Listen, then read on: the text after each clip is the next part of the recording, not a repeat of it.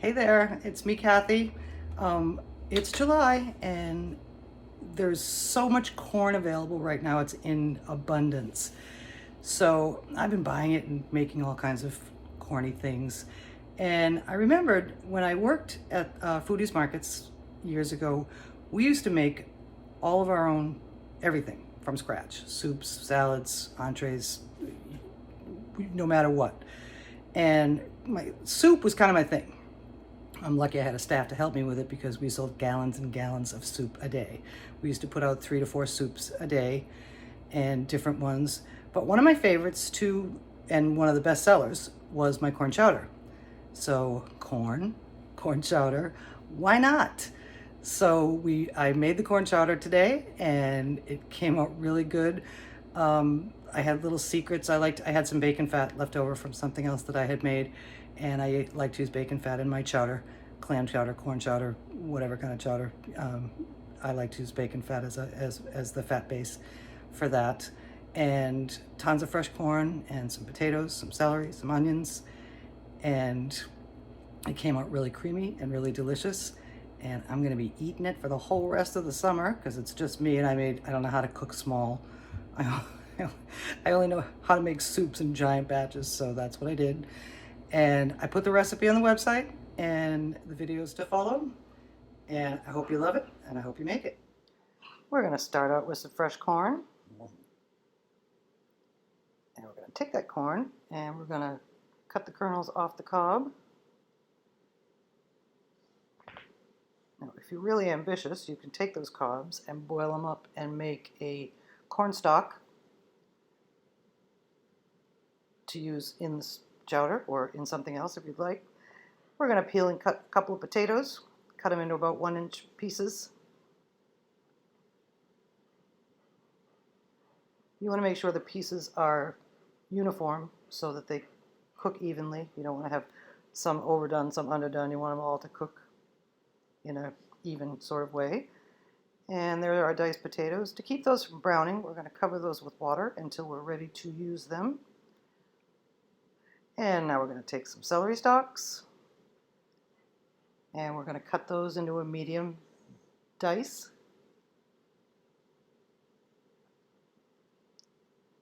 Down the middle the long way, then cut crosswise.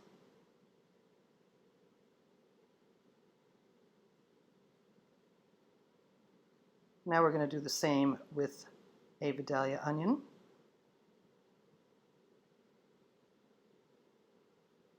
You could use Spanish onion or any kind of onion.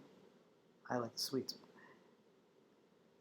You're going to cut those crosswise and then lengthwise to make a medium dice like our celery. All prepped. Now we're ready for our bacon fat. If you don't have any bacon fat, you can use butter. I like to use bacon fat. You can even I have a little trick of taking like bacon bits, the store-bought real bacon bits, and heat those with butter and then pull the bits out, and that makes kind of a mock bacon fat. So we're going to melt the bacon fat or butter in the pan, and then we're going to add our celery and onions, or aromatics as they call them in the biz, and we're going to season them with some salt, pepper, a little pinch of red pepper flake, some dried chives, and a little garlic powder. And we're going to stir those up. We're going to sweat those vegetables till they begin to soften. We're going to continue cooking this chowder so they don't have to be super soft, but you do want all those nice vegetable-y juices to come out of there.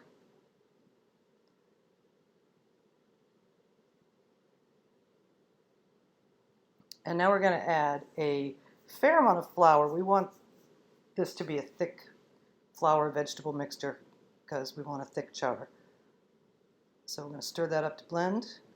You can see that it's real crumbly and adhered well to those vegetables. Then we're going to add our potatoes. I'm going to drain those potatoes first. And our corn.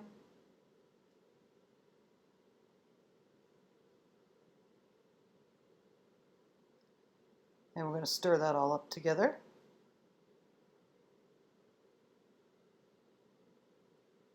We're going to mix up some chicken stock, or you can use, something out of a can or something out of a carton.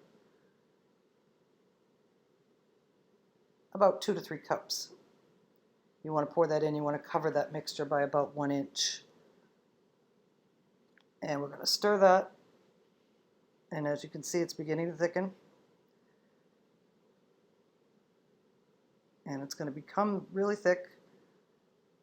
And we're going to simmer that, medium-low, turn it down a little bit and let that simmer and stir it frequently to keep it from sticking to the bottom.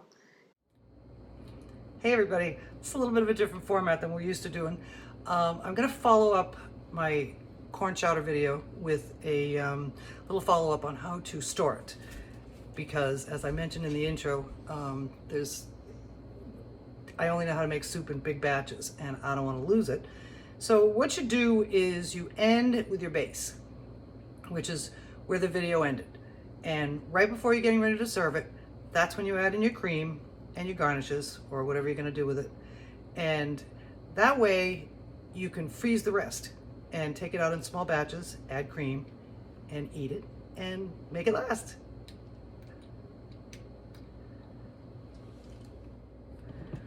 Okay, so here is our corn chowder base.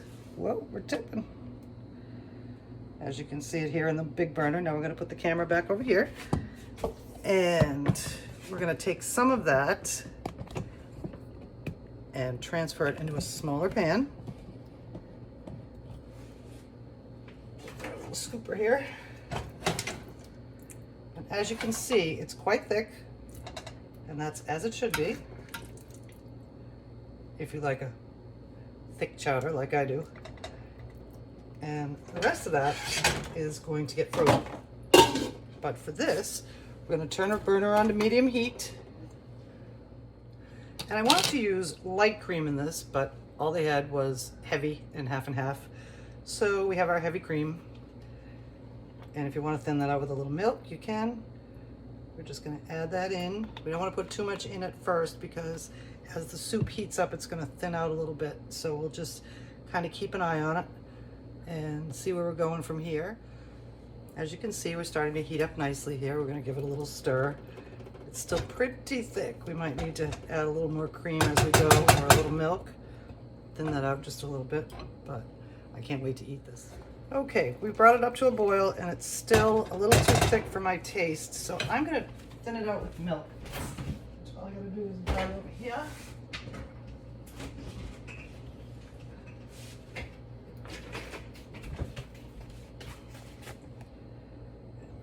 Pour in a little of that milk.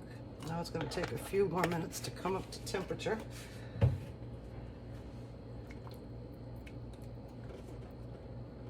That looks like a nice consistency right there. Scoop some out and show you. Boop, boop, ba-doop, doop, ba-doop, doop.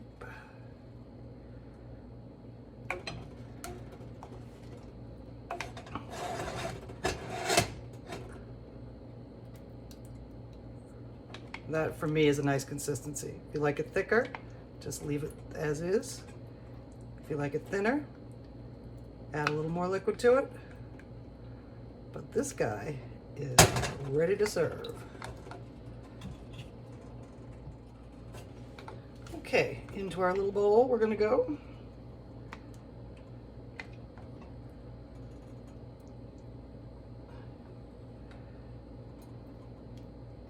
And we're going to garnish this. I have some cooked crumbled bacon that I have left over from something else that I made, so I'm going to just sprinkle a little bit of that on there. Maybe we want to move in just a little bit closer, yeah. And if I had fresh chives, I would use them, but I don't. So I'm just going to give a little sprinkle of chives. I do have some parsley in the garden. You know, it's funny, I planted chives in the garden in the springtime and they never came up. They're starting to come up now, but they're still, they look like grass. They're not at all mature. So maybe by fall, I'll have that. So I'm moving you back a little bit. We're gonna come in nice and close. That looks good, doesn't it? And if you wanna add a little something extra, one of those corn dog muffins that we made would really be a good side with this. So I'm gonna taste a bite. I'm not gonna zoom in too close so you can actually see me, but fantastic. Corn chowder, everybody. Enjoy.